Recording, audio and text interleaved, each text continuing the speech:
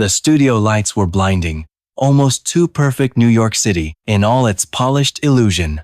Cameras rolled, the intro music faded, and the host smiled into the lens. It was just another night of American political television. Millions watching. Millions ready to take sides. But what they didn't know was that history was about to crack wide open. At the round glass table sat Karoline Leavitt, sharp-tongued and hungry for headlines. A former spokesperson for Donald Trump, she knew how to own a soundbite. Her blazer was crisp, her posture military. She was ready to spar. Across from her sat someone very different, Captain Ibrahim Traoré, leader of a small West African nation, Burkina Faso. Stoic, calm. His uniform was modest, but his presence was anything but. He wasn't here to fight, he was here to speak. The segment was billed as a diplomatic discussion on U.S. foreign policy. In Africa, topic most viewers flipped past. But tonight, something was different. You could feel it before it began. Like the moment before a thunderstorm. Heavy. Electric. For the first 10 minutes, it was civil. Surface level. Predictable. Until Captain Traoré quietly said, "Many of our struggles today are rooted in the legacies left behind by foreign intervention." That was it. Karoline's face tightened. Her fingers tapped the table. The smile she wore turned sharp. "Excuse me," she snapped. "Are you blaming America for your country's failures?" The captain didn't react. He simply replied, "I'm offering context, not blame." That's when it happened. She leaned forward, pointed her finger like it was a sword, and said, with a voice dripping in disdain, "Sit down, boy." The words hit the air like a slap. The studio froze. You could hear the boom mic shift. The host's jaw dropped. Even the cameras seemed to hesitate. Across America, living rooms went silent. Phones dropped. People leaned closer to the screen, wondering if they'd heard her right. "Sit down, boy." 3 words that turned a conversation into a moment of reckoning. But Traoré didn't flinch. He didn't raise his voice. He didn't defend himself. He just looked at her. Not with anger. Not even with surprise. But with a silence so profound, it unsettled the entire room. He rose slowly from his seat, not in rage, not in protest, but with the calm grace of someone who had survived far worse than words. A man who had buried comrades. A man who knew that sometimes the most powerful response is stillness. The studio audience didn't breathe. He took a step forward, not toward her but toward the edge of the stage. He looked out, past the lights, into the crowd. Then, in a voice barely louder than a whisper, he said, "I come from a place where boys are forced to become men before they learn how to dream." No one blinked. "You can call me boy on your stage," he continued, turning slowly back to her. "But where I come from, boys carry nations. They lead, they bleed, they rise so others don't have to fall." Karoline leaned back, arms folded, but she wasn't smirking anymore. She was shrinking. And America was listening. Not because Traoré demanded it, but because in that moment, every word he spoke was heavier than any headline. The silence in the studio wasn't just quieted, was sacred. You could feel it settling in like a weight, like the hush in a church, right before someone stands to speak truth. Captain Traoré didn't need to raise his voice. He didn't need dramatic gestures. His very presence had become the message. Calm, grounded, undeniably real. And then, he spoke again. "I buried my father under the open sky," he said softly, his eyes distant but steady. No camera crews, no folded flags, just dirt, silence, and the sound of my mother's grief. Not a single seat shifted. He was killed during a power struggle, backed by foreign interests. So, when you say, "sit down," boy, do you mean the boy who watched his village burn? Or the boy who studied under candlelight Because the lights never came back on? A rustle swept the room. Someone in the front row, an older black woman, clutched her chest, eyes glistening. The camera caught it, a tear slipping down her cheek. On the panel, a decorated American veteran, Colonel Jacob Whitmore, quietly placed his hand over his heart. No one told him to. He just did it. "You don't have to like me," Traoré continued, his voice steady, "but you will not erase me." There was no applause yet, just breath held, and a tension too complex for words. Karoline sat stiff, arms still crossed, but now her gaze flickered. She wasn't in control anymore, not of the tone, not of the crowd, not even of herself. And Traoré wasn't finished. He stepped back from the edge of the stage and turned fully to the audience. "You see a soldier," he said.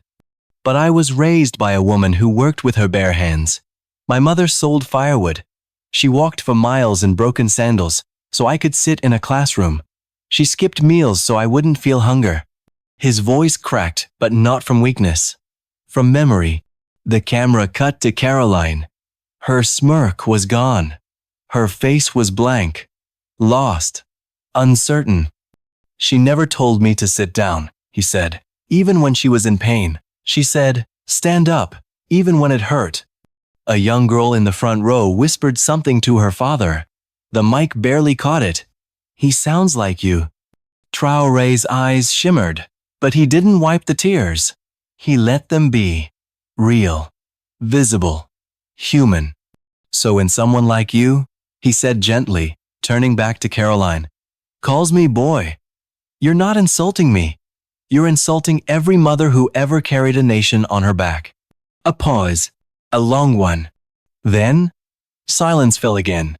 But this time, it felt different. It wasn't uncomfortable. It was reverent.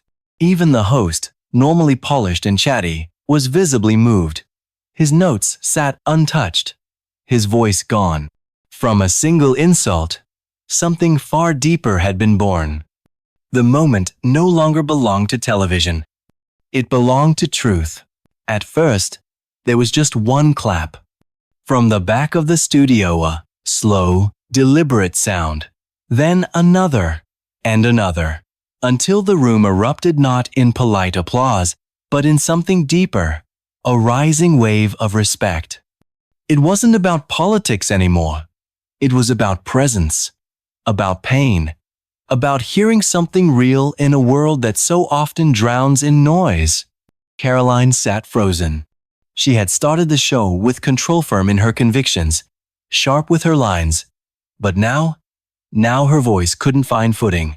The air didn't belong to her anymore. Captain Traoré stood tall, not triumphant but anchored, like a mountain that didn't ask to be seen, but couldn't be ignored. The host cleared his throat, as if trying to reclaim the show's rhythm, but the studio had changed. People weren't watching a segment, they were witnessing a moment. Then Karoline tried to speak. "Oh, come on," she said, forcing a tight smile. "Are we seriously pretending he's a saint now?" The room flinched. Her words landed hard, but not in the way she intended. They didn't ignite laughter or support. They fell like cold rain on a flame too sacred to touch. And that's when it happened. A young black woman in the front row slowly rose to her feet. No mic. No spotlight. Just her voice. "No," she said, her voice cracking. "You don't have to pretend he's a saint. But maybe, just maybe, you should stop pretending cruelty is strength." You could hear someone inhale sharply. A gasp. A moment cracking open on live television. Karoline blinked. She looked to the host for backup. But he was just watching. The woman continued, voice steadier now. "My brother came back from Afghanistan in a flag-draped coffin. They called him boy, too, even in uniform." Her eyes never left Traoré. When he spoke, it felt like my brother stood up again. There were no cue cards for this. No planned talking points. Just truth. Traoré lowered his head in silent acknowledgement. Not to take the spotlight, but to share in the pain. Even Karoline could feel it. This wasn't her moment anymore. It didn't matter what party you came from, what flag you waved, or what side of the table you sat on. This was something bigger. Colonel Whitmore, the retired Army veteran panelist, stood up slowly, his voice low but steady. "I served in Liberia," he said. "I've seen what boys like him live through. Calling him boy, that's not debate. That's erasure." He turned to Karoline. "You dishonor the people I served with." The audience didn't cheer. They didn't need to. They just listened. Sometimes, the quiet speaks louder than outrage. Whitmore stepped across the studio and offered his hand to Captain Traoré. "Thank you," he said, "for reminding us what leadership looks like." And as the two men known from Africa, one from America, shook hands, the studio didn't just applaud. They stood, not in pity, but in honor. In living rooms across the country, people paused dinner. Phones buzzed. Screens lit up. The clip was already going viral. But no one was sharing it for drama. They were sharing it because something rare had happened. A moment that didn't shout, but echoed. A moment that made America stop scrolling and start listening. The studio had become something unrecognizable. Not a stage, not a broadcast, but a place suspended in emotion where time slowed and truth carried the floor. Captain Traoré stood silently for a moment, letting the applause fade not into silence, but into reverence. Then, without a word, he reached into the inside pocket of his jacket. What he pulled out was simple. A letter. Folded, creased, its edges worn from being opened again and again. He held it gently, like it was made of something more than paper, like it carried a weight no camera could measure. "This," he said quietly, "was written by my younger brother, 2 days before he died." The host leaned forward slightly, lips parted but unable to speak. The audience didn't move. "He was protesting," Traoré continued. "Not for politics, not for power, for food." He unfolded the letter slowly, his hands steady. The room was so quiet. The crinkle of paper echoed off the walls. He wrote, "Big brother, if I die, promise me they won't forget why." Gasps slipped through the air. Some people covered their mouths. Others blinked hard, trying to keep the tears back. Traoré didn't cry, but his voice held the weight of someone who already had. "I carry this," he said, raising the letter toward the light. "Not because I enjoy the memory, but because I owe it to those who were forced to kneel." Karoline sat stiff in her chair, her gaze fixed somewhere far away. For the first time, she looked unsure. The letter was no longer a prop. It was a bridge. It connected every person in that room to something raw, something real. Loss, sacrifice, memory. Outside the studio, phones buzzed. Viewers around the country were recording the moment, sharing it with one word: watch. Then, something unexpected happened. Colonel Whitmore, the retired veteran, stood once more. His voice trembled slightly, but his steps were firm. "I served in Vietnam," he said. "I lost friends. I came home angry. I watched this country tear itself apart." He turned toward Traoré. "But in all my years, I have never seen a man speak with so much grace after being disrespected like that." He looked to the host, then back at the camera. "America doesn't just owe this man an apology. America owes him respect." There was no applause. Not this time. Only silence. A sacred one. One that held space for all the mothers, fathers, brothers, and sisters who had ever been told to sit down and chose to stand anyway. Traoré stepped forward and extended his hand. Whitmore took it, their eyes locking for a moment longer than expected. Two soldiers, two continents, one truth. That image alone would go viral. The African captain and the American veteran, standing together in shared dignity. And then, another voice. From the third row, a woman stood up slowly, mid-40s, hair pulled back. No mic, no spotlight. "I didn't come here to speak," she said, her voice trembling. "But I need to say this." Everyone turned. My son served in Afghanistan. He came home in a box. Her voice cracked. She steadied herself. He was called boy, too. Even in uniform. She looked at Traoré through tears. When you spoke, it felt like my son stood up again. The air left the room. Not a sound. Just hearts beating in unison. Then, one final sentence from her soft. But it shattered everything. America needs more men like you. Not more voices that talk over pain. This time, the audience rose not in applause, but in something deeper. In acknowledgement. In healing. In quiet. Powerful solidarity. Karoline Leavitt's fingers were trembling under the table. Her cards, neatly stacked, were now scattered like leaves in a storm. Her voice, once commanding, had turned small. Her signature confidence was nowhere to be found. Because in the span of 15 minutes, the moment had moved beyond her. She had come to debate. But now she was standing in the shadow of something she never expected. Truth, raw and unpolished. And it wasn't hers. The audience had risen not for her but for the man she tried to diminish. The man who was still standing, composed, unwavering. Captain Ibrahim Traoré had not raised his voice. He had not insulted her. He had done the one thing she couldn't control.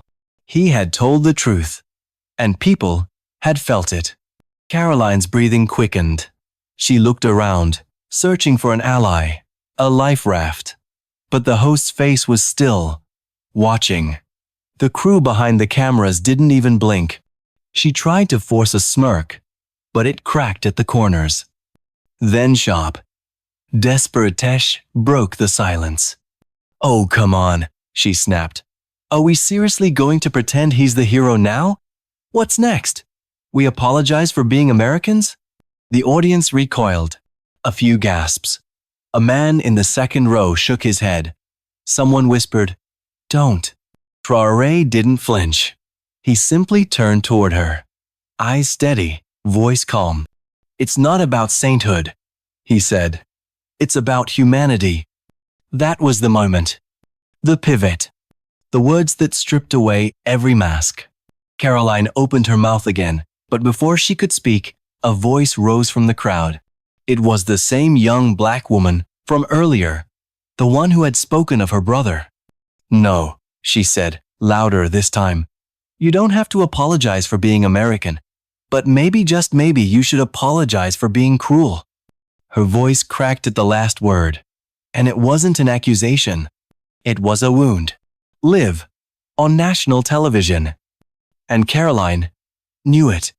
She shifted in her seat, glanced off stage, and whispered something to the producer through her mic. Her fingers clenched the edge of the table. The host leaned forward, gently but firmly. "Karoline, the cameras are still rolling." She shook her head, frustrated. "This isn't journalism. This is emotional theater." Then dramatically she slammed her cue cards onto the table, stood up, and stormed off set. Her heels struck the floor like echoes in a cave. But the audience didn't boo. They didn't cheer. They just watched her go, in silence. And then, softly, someone whispered the sentence that would soon be repeated across social media, classrooms, and kitchen tables. She couldn't handle the truth. The camera slowly panned back to Captain Traoré. Still seated. Still calm. Still present. He looked around the room, then gently said, "I didn't come here to shame her. I came here to speak the truth." The host clearly moved, swallowed hard, and said, "Well, Captain, tonight, the truth sat in your seat." What happened next surprised everyone. One of the studio's camera operators, an older man with silver hair and soft eyes, set down his equipment and stepped onto the stage. No one called him forward. He simply walked toward Traoré, reached out his hand, and whispered, "Thank you for reminding me what honor looks like." Then, the lights dimmed. Not by plan, not by design. They simply softened, like even the studio understood this wasn't television anymore. This was something else. And still, it wasn't over.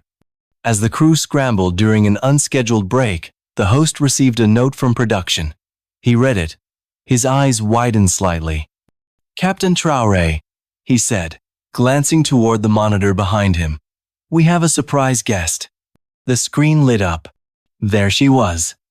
The little girl Traoré had mentioned earlier, the one from the Children's Hospital in Chicago. She was beaming, holding a handmade flag with red, white, and green crayon strokes. "Hi, Captain," she chirped, waving. "You remembered me." The room melted. Even the most stoic crew members blinked fast. "You told me I was brave," she said. "But tonight, you were the bravest." The audience didn't clap right away. They couldn't. They were crying. Even the host wiped his face and whispered off mic, "My daughter's the same age." Traoré's lips trembled. He placed his hand over his heart. "You give me strength," he said. "You are the future I fight for." The girl nodded proudly. Then, with a smile brighter than the studio lights, she added something no one expected. "Next time someone says, 'Sit down, boy,' I'll tell them stand up like Captain Traoré." That was it. The moment. The pivot from pain to power. The room didn't rise in applause. It rose in transformation. Because this wasn't about political sides. It was about soul. And one man had helped an entire nation remember its own. That night, Captain Ibrahim Traoré didn't go to dinner. He didn't join the host for drinks or stay to bask in the attention.